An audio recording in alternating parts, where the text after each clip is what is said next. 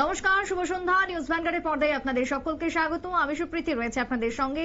চোখ রাখবো এই মুহূর্তে সংবাদের দিকে, তবে শুরুতেই নজর রাখবো সর্বদলীয় বৈঠকের দিকে। আগামী 30শে জানুয়ারি সর্বদলীয় বৈঠক, যে বৈঠকের ডাক দিল ইতিমধ্যে কেন্দ্র। সামনে রয়েছে বাজেট অধিবেশন, তবে এই বাজেটের আগে সর্বদলীয় বৈঠক। তবে কি হতে পারে এই সর্বদলীয় বৈঠকে, মূলত সেদিকেই থাকবে নজর প্রত্যেকটা রাজনৈতিক দলকে নিয়ে। এই সর্বদলীয় বৈঠক, যে বৈঠকের ডাক দিয়েছে ইতিমধ্যেই কেন্দ্র।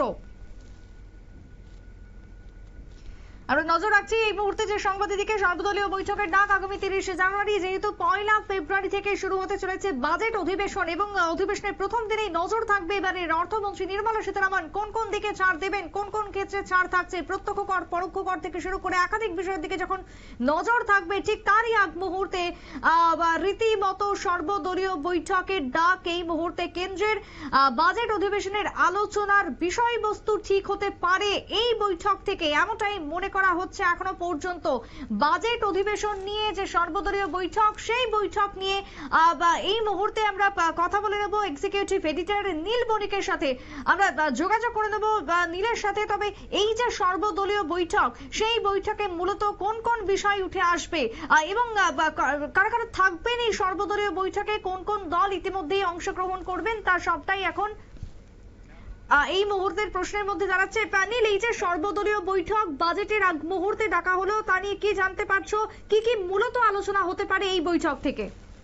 দেখো, আগামী 30শে জানুয়ারি কেন্দ্রের সর্বদলীয় বৈঠক। ইতিমধ্যেই সেই সর্বদলীয় বৈঠকের কথা জানিয়ে দিয়েছে কেন্দ্রীয় সরকার, এবং কেন্দ্রীয় সরকার এই বৈঠকের কথা জানিয়ে দেওয়ার পরেই ইতিমধ্যেই কিন্তু বাজেট অধিবেশন নিয়ে কিন্তু আরো জোর জল্পনা শুরু হয়ে গিয়েছে।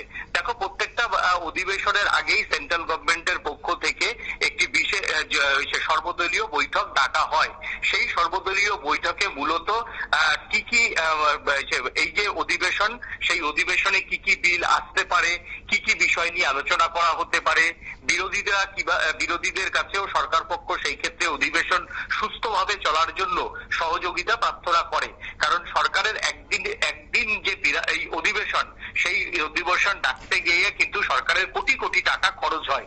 সেই ক্ষেত্রে যদি একটা অধিবেশন 15-20 দিনের জন্য হয়, সেই 15 দিনের জন্য কিন্তু কয়েকশো কোটি টাকা কিন্তু সরকারকে খরচ করতে হয়।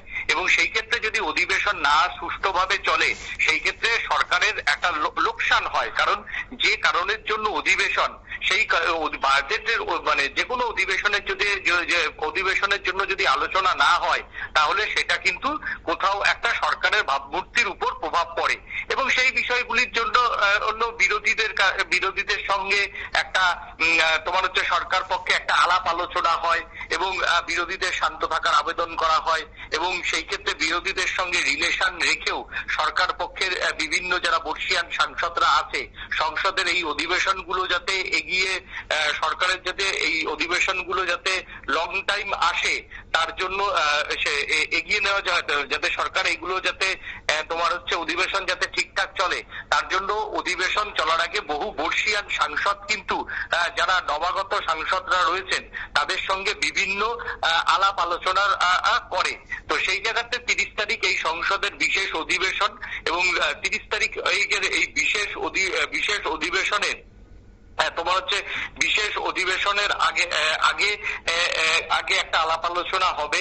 কারণ 1 তারিখে আমরা সবাই জানি যে বাজেটের পরে সেই বাজেট অধিবেশন কিন্তু আবার বসবে, এবং বাজেট অধিবেশন বসার সময়তে বাজেট অধিবেশন বসবে, এবং বাজেট অধিবেশন যখনই এই বসবে, তখন কিন্তু সেটা অন্তত আরো 10-12 দিন চলবে। কারণ সেটার একটা বাজেটের পর্যালোচনা হবে।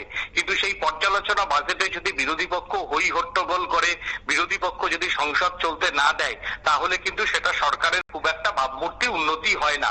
তার জন্যই এবারের বাজেট অধিবেশন হওয়ার আগে 30শে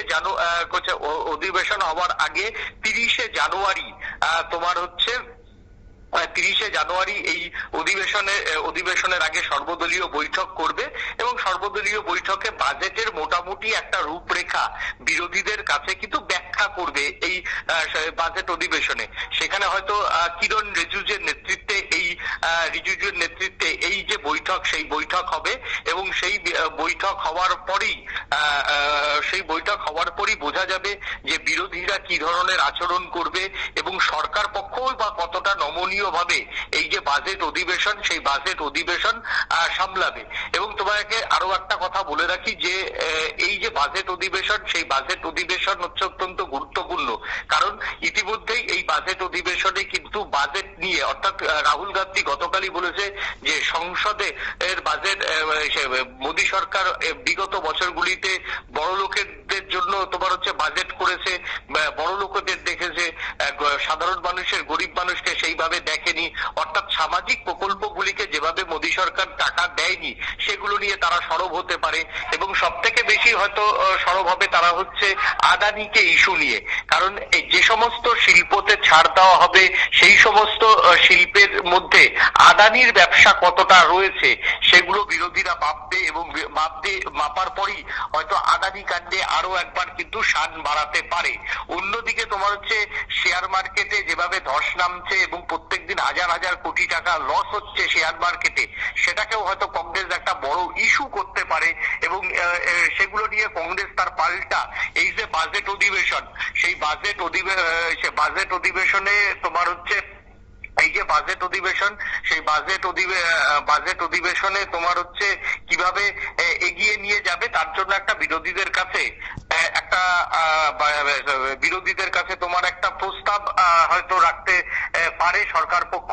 এখন বাজেট অধিবেশনের আগে এই বিষয়গুলো নিয়ে বিভিন্ন বিষয় আলোচনা হবে সরকার এবং বিরোধী পক্ষের। এখন দেখার যে বাজেট অধিবেশনটা প্রথম দিনই কতটা স্মুথলি চলে, কারণ বাজেট যদি মনোপুত না হয় বিরোধীদের, সেই ক্ষেত্রে বিরোধীরা প্রথম থেকেই কিন্তু সুর চড়াতে শুরু করবে এবং শুধু সুর চড়াতে শুরু করা নয় এবং কৃষি অত্যন্ত একটা ইম্পর্টেন্ট, কারণ দিল্লি বিধানসভা নির্বাচনের মধ্যেই এবার বাজেট অধিবেশন কিন্তু হচ্ছে এবং সেই জায়গা থেকে হরিয়ানা, পাঞ্জাব, উত্তরপ্রদেশ এর একটা বড় কৃষকরা এই মুহূর্তে কিন্তু একেবারে কৃষক সংগঠনগুলি তারা কেন্দ্রের বিরুদ্ধে আন্দোলনে নেমেছে।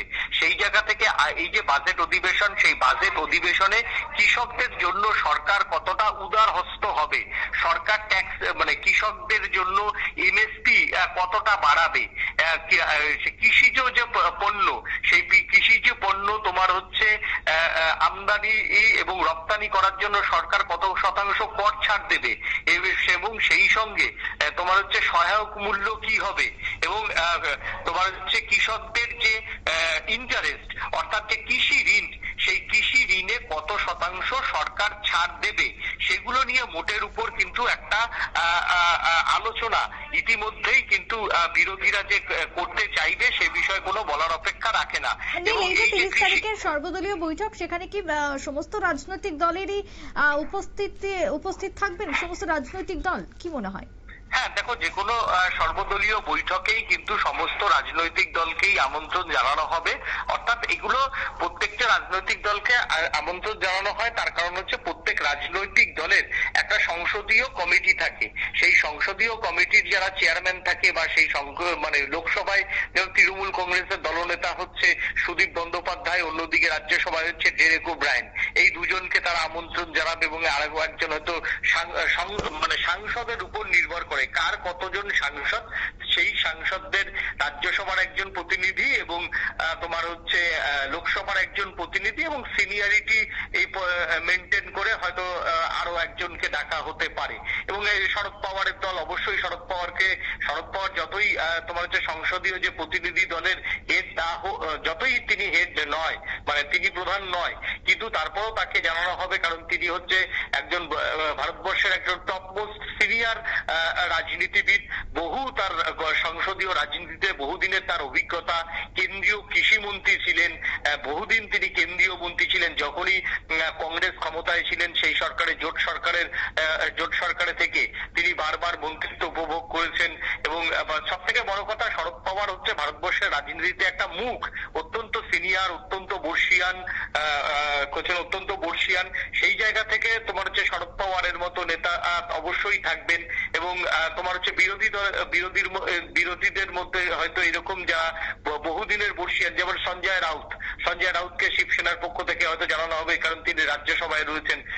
সঞ্জয় রাউত দিল্লিতে পরিচিত মুখ, ন্যাশনাল মুখ, এবং সেই সঙ্গে তার সংসদীয় রাজনীতির অভিজ্ঞতা রয়েছে বহুদিনের, এবং মহারাষ্ট্র নিয়ে কোনো কিছু আলোচনা করতে গেলে তার নাম প্রথমেই আসে।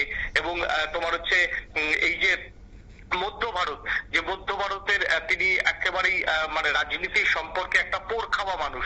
তো এইরকম যারা রাজনীতিতে পোড় খাওয়া মানুষ, সংসদীয় রাজনীতিতে বহুদিনের অভিজ্ঞতা, এবং ভারতীয় রাজনীতির যারা প্রথম সারিতে রয়েছেন সংসদ, তারা যতই তোমার হচ্ছে লোকসভা এবং রাজ্যসভাতে তারা মূল ভূমিকা পালন না করে থাকুক না কেন, তাদের দলের পক্ষ থেকে এইরকম সাংসদদেরও আমন্ত্রণ জানানো হয়। এবং সেই সঙ্গে সরকার পক্ষের কিরণ রিজিজু সহ প্রহ্লাদ যোশী, এবং হয়তো আগামীকাল রাজনাথ সিংহ তিনিও উপস্থিত থাকবেন, কারণ রাজনাথ সিংহ বিজেপির মধ্যে এই মুহূর্তে বর্ষিয়ান সব থেকে বেশি। নীতিন গডকরি থাকতে পারেন, কারণ নীতিন গডকরিও বর্ষিয়ান, এবং নীতিন গডকরির সঙ্গে সমস্ত রাজনৈতিক দলের সাংসদদের পার্সোনালি সম্পর্ক ভালো। রাজনাথ সিং এর সঙ্গে সমস্ত রাজনৈতিক দলের একটা পার্সোনাল সম্পর্ক রয়েছে। এইরকম যখন লিয়াজও মেনটেন করতে হয় বিজেপিকে একটি রাজনৈতিক দলের সঙ্গে, তখন কিন্তু এই ধরনের সাংসদদেরও কিন্তু প্রয়োজন হয়। তাই এই মানে তোমার হচ্ছে রাজনাথ সিং, নীতিন গডকরির মতো সাংসদ, অতীতে আমরা দেখতাম যে এই লিয়াজও মেনটেন করতেন আরো একজন প্রাক্তন কেন্দ্রীয় মন্ত্রী তথা সাংসদ ছিলেন, তিনি অরুণ জেটলি, সুষমা স্বরাজ। এরা সব সময়তে এরকম বিশেষ অধিবেশনে তারা বিরোধীদের সঙ্গে লিয়াজও মেনটেন করতেন। সোনিয়া গান্ধীর সঙ্গে কথা বলতে যেতেন তোমার হচ্ছে সুষমা স্বরাজ, ও সবসময় কথা বলতে যেতেন হচ্ছে অরুণ জেটলি। তেমনি কংগ্রেসের পক্ষ থেকে যখন যখন কংগ্রেস শাসক দলে ছিল, তখন জয়রাম রমেশ কথা বলতে যেতেন, কপিল সিবাল কথা বলতে যেতেন, কে অ্যান্টনি কথা বলতে যেতেন, কারণ যাদের প্রণব মুখার্জি কথা বলতে যেতেন প্রয়াত। এই ধরনের সাংসদরা, যে সমস্ত সাংসদদের একটা ভাবমূর্তি রয়েছে, যারা বিরোধী দলের সাংসদদেরও একটা কথা বলার জায়গায় থাকে, সেটা বর্ষিয়ান হওয়ার জন্য, সেটা অভিজ্ঞ হওয়ার জন্য, এবং সেটা ভাবমূর্তির জন্য, তাতে কেন্দ্রীয় মন্ত্রী হিসাবে নীতিন গডকরি থাকার সম্ভাবনা প্রবল রয়েছে, রাজনাথ সিংহর সম্ভাবনা প্রবল রয়েছে। এমনি পদাধিকার বলে অবশ্যই কিরণ রিজিজু এবং প্রহ্লাদ যোশী, এই দুজন থাকবে। এখন অমিত শাহকে সম্ভবত আগামীকালের যে মানে আগামী দিনের যে বৈঠক, সেই বৈঠকে স্বরাষ্ট্রমন্ত্রী অমিত শাহকে হয়তো রাখবে না বিজেপি, তার অনেকগুলো রাজনৈতিক কারণ রয়েছে। অন্যদিকে তোমার হচ্ছে এবারের বাজেট অধিবেশন অত্যন্ত গুরুত্বপূর্ণ, কারণ জেডিইউ এবং তোমার হচ্ছে অবশ্যই তোমার হচ্ছে চন্দ্রবাবু নাইডু, জেডিইউ এবং চন্দ্রবাবু তাদের শরিক দলকে কিভাবে খুশি করতে হবে, এরকম অনেক বিষয় রয়েছে এই বাজেট অধিবেশনের আগে এই গুরুত্বপূর্ণ এই বৈঠকে। সেই গুরুত্বপূর্ণ বৈঠক অনুষ্ঠিত হওয়ার পরই বোঝা যাবে যে সংসদের বাজেট অধিবেশন শেষ হলেই সেখানে সেই বৈঠকের পরে যে প্রেস কনফারেন্স বা প্রত্যেকটা রাজনৈতিক মাননীয় সাংসদরা তারা যেটা বলবেন তার উপরেই নির্ভর করবে যে তার পরের দিনই, ঠিক একদিন পরেই সংসদের এই বাজেট অধিবেশনের উত্তাপ কত দূর যায়। একেবারে ধন্যবাদ নীল তোমায়। অর্থাৎ এক্ষেত্রে 1 তারিখ থেকে শুরু হতে চলেছে বাজেট অধিবেশন। মোদী সরকারের পূর্ণাঙ্গ বাজেট পেশ হবে আগামী 1 তারিখ এবং শুরু হতে চলেছে এই বাজেট। তার আগে সর্বদলীয় বৈঠক কেন্দ্রের পক্ষ থেকে ডাক দেওয়া হলো আগামী 30 তারিখ, 30শে জানুয়ারি এই সর্বদলীয় বৈঠক। বাজেট অধিবেশনের আলোচনা হতে পারে সর্বদলীয় বৈঠকের মধ্য দিয়ে, যে বৈঠকে ডাক দিয়েছে ইতিমধ্যে কেন্দ্র। এবং বাজেট অধিবেশনে কি কি বিষয় নিয়ে আলোচনা মূলত হতে পারে বা হবে, সেই সমস্ত বিষয়বস্তু ঠিক করতে আগামী 30শে জানুয়ারি সর্বদলীয় বৈঠকে ডাক দিয়েছে এই মুহূর্তে কেন্দ্র, যেমনটা খবর উঠে আসছে। তবে 1 তারিখ যেহেতু বাজেট, তাই সেদিকে নজর থাকবে গোটা দেশের। ছোট্ট বিরতির পর ফিরে আসছি, সঙ্গে থাকুন।